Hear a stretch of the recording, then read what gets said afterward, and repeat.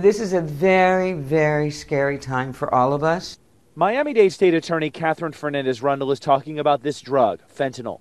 It's a powerful legal painkiller, much more powerful than morphine. But illegal synthetic versions of the opioid are mainly manufactured in China and have entered the U.S. for the past few years. It's led to deaths and overdoses nationwide. Even breathing in the drug or just getting it on your skin can be lethal. And it may be responsible for the death last month of 10-year-old Alton Banks from Overtown.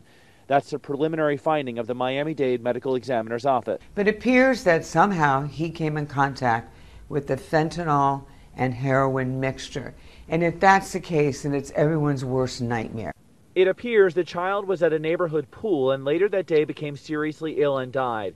Investigators are not sure where he unknowingly came into contact with the drug, at the pool, walking around, or somewhere else, but they don't believe it was at his home. Investigators have told us that they feel fairly confident that it wasn't inside the house with the family. His mother is devastated. She told me Alton wanted to be an engineer and loved the Carolina Panthers and Cam Newton. Fernandez-Rundle says these deaths from fentanyl or carfentanil, an elephant tranquilizer, are becoming all too common as the drugs are placed in heroin and sold on the streets.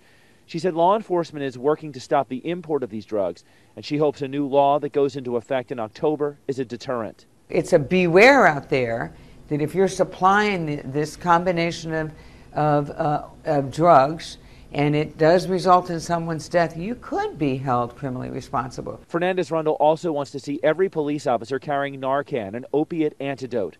For now, though, she hopes someone can provide a clue to explain why Alton Banks is one of the youngest victims of this growing epidemic. We are sort of grappling for and looking for justice for this family that's lost this beautiful boy. Here's a statistic that will put this in perspective. The state attorney tells me that last year they had more overdose deaths from opioids than they did homicides in Miami-Dade County.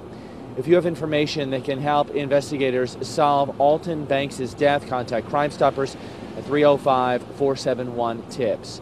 In Miami, Carey Codd, CBS 4 News Tonight.